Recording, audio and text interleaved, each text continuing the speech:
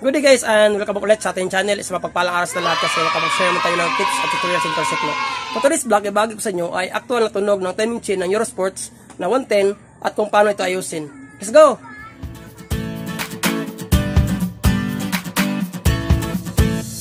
So ito na guys, ang model natin ay isang Eurosports na 110. Ang nangyari sa kang motor ay nagkakaroon doon ng kakaibang tunog. So hindi pa palagay yung may owner. So ito yung owner guys, bising-busy sa pag-adjust ng kanyang kadena.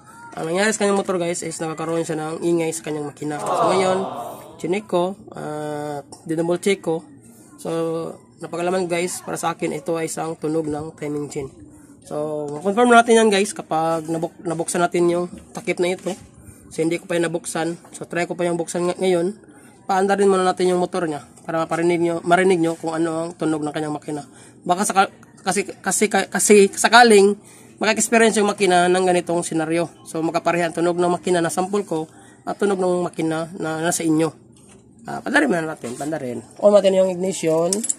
So yan, naka-on na. Pandarin muna natin guys. Ayan, yan po. Yan po ang tunog ng kanyang makina. Pakinggan nyo. So sa palagay ko, para sa akin, ito ay isang timing chain. So yan guys po. Yan po ang actual na tunog ng timing chain ng Eurosports na 110. Kahit na ganitong disenyo ng mga makina, 110cc, 115cc, basta ganito mga underbone. So makapareha lang po ang design ng timing chain. So kahit tendency din na same lang din ang tunog ng lahat ng motor ng ganitong disenyo ng mga timing chain kapag ito ay nagkaroon ng pagluwag. So ang gagawin natin, siyempre bubuksan natin ito para makita natin na confirm natin yung makina. Patayin mo natin yung makina. So yan. Goy, tanggalin mo itong bolt, Goy. Ito, Goy, tanggalin mo yung Goy. So, pinatanggal ko siya mismo ng owner ng motorsiklo. So, yan guys, dalawa sila. So, yan, tinanggal na siya. Dito natin malalaman kung totoo ang ating mga haka-haka. Tididing. Tididing. Medyo mainit pata. Kuha tayo ng tela. So yan guys, nabuksan na. So check natin kung nagkaroon ba ng pagbitay. Ayan guys. Yan guys, confirm nga. Ayan. Napakalaking bitay niya. Ayan, oh. Tingnan nyo. Ayan. Bitay na bitay yung timing chain. So, palapit natin yung camera. Ayan guys. Laki ng kanyang bitay. So, check natin. Ayan guys. Ayan, oh. Ayan. Ayan. Napakalaki ng bitay ng kanyang timing chain. So, ang gawin nga natin guys, buksan natin itong cover, yung magneto, at saka yung backplate.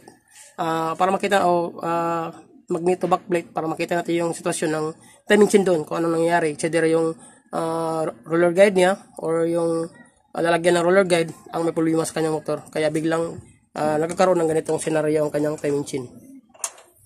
Ayos. So, ito na, tanggalin natin yung kanyang stator cover. So may katanungan dyan tungkol sa problema ng motorsiklo, kahit hindi related sa iyong motorsiklo, mag-iwan lang ng comment sa ibaba. At kung ikaw ay ngayon lang napadpad sa aking channel, sa tingin mo yung nakakatulong ang video ito na ginawa ko sa inyo, hiningi ko yung suporta, bilang subscribe. Pinutin na rin ang bell icon para lagi kang updated sa aking mga bagong video na ina-upload. Maraming salamat. So next step, tanggalin natin itong magneto niya, magneto. So guys.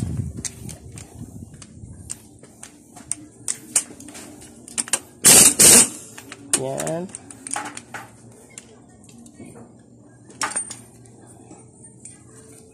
Kasi yung owner, nung nakarang araw, hindi pala ito daw masyadong malakas yung tunog ng kanyang makina. So ngayon daw, is mas lalo daw lumalakas, kaya naglalala siya baka anong mangyari sa kanyang makina. So ngayon, chinek natin, na-confirm nga natin dito is nagkakaroon ng pagbitay sa kanyang timing chain. So ngayon natin malalaman guys, para matanggalin mo natin yung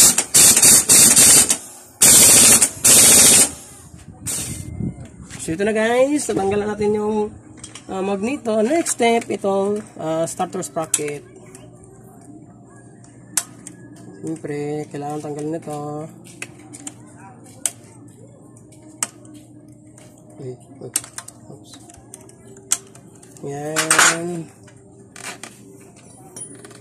Tanggalin natin itong starter sprocket. Yay! Medyo may katigasan itong kina niya kasi first time pa itong nabaklas. First time ko pa itong nabaklas at ako pa ang nakabaklas. Kaya may kagujinan din yung kanyang makina. So next step, itong dalawa. Tanggalin natin to para makita natin at makonfirm natin anong nangyari sa kanyang makina. Ito gagamit tayo ng impact wrench kasi nga ito yung nakasanayan kong gamitin.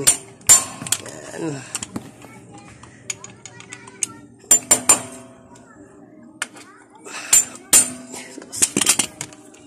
Pag makita natin tong likod ng backplate, sure lang natin na confirm anong nangyari sa kanyang timing chain.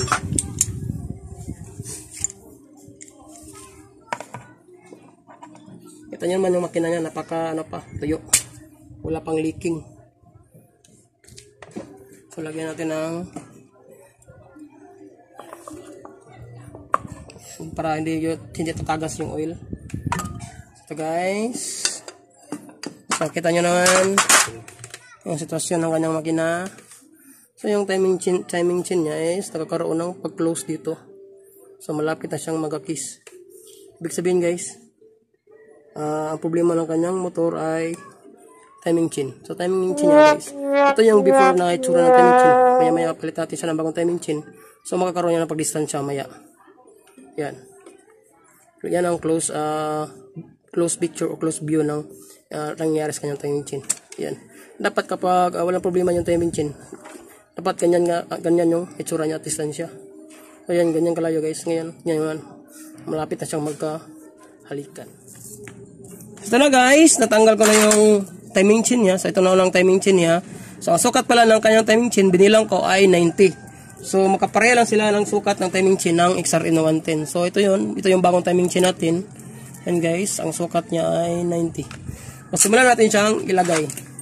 So napakadali lang magbalik ng timing chain. Siyempre, ganayahin nyo lang ginagawa ko. So, lagay lang kayo ng wire at ipasok sa cylinder block. So,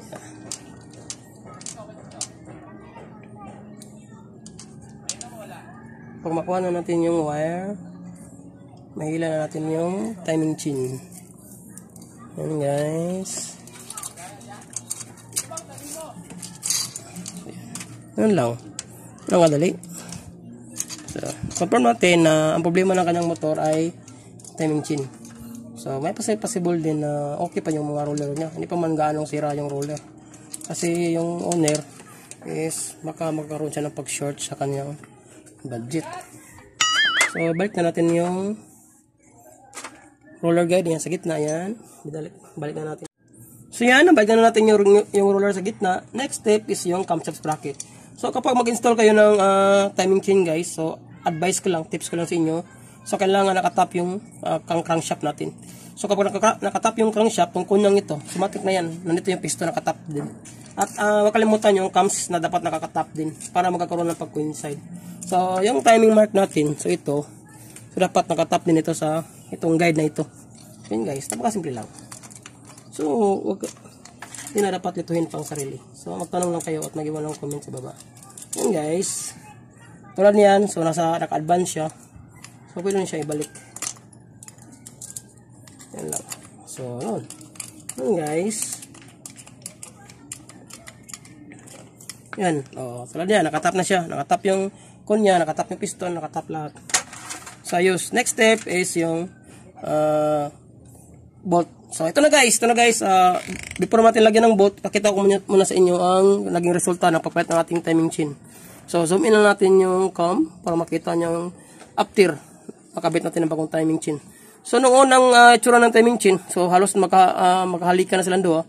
So, ito yung bagong itsura ng ating bagong timing chain. So, distansya na siya.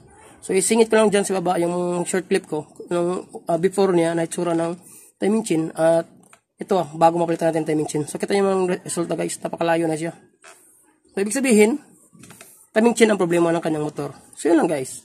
So matapos natin ilagay yung bolt nito, takpan na natin siya. So takpan na natin ito para matry natin yung panda rin mamaya. Kung naging successful ba ang ating pagtrabaho. So na guys, nabalik na natin yung bagong timing chain.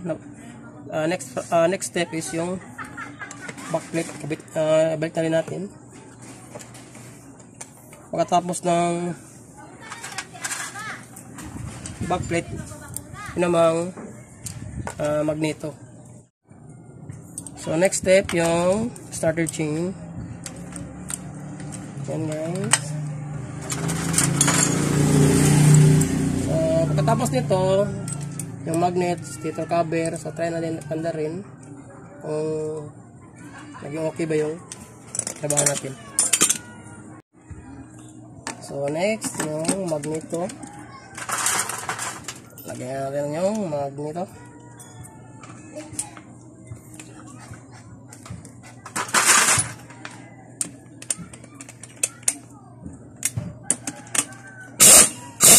Ito na guys, nabalik na natin yung stator cover, saka yung takip, nabalik na rin natin yan. So, ang last step natin is try natin siya panda rin kung naging okay ba yung pagpalit natin ng bagong timing chain. So, panda rin na natin guys. Start up na natin. And guys, yung tunog na kanina at sa ngayon is nagkakaroon ng pagkaiba. Kaya lang yung makina niya is may ibang tunog pa rin na lumalabas. Pero yung unang tunog na pinalitan natin ng timing chain is nawala na. So, ibang tunog na yun na nagkatiras ka ng motor. So, yun lang guys sa araw nito. So, maraming salamat sa laging panonood at laging pasuporta natin ang channel. As always, laging mag-ingat sa mga. God bless.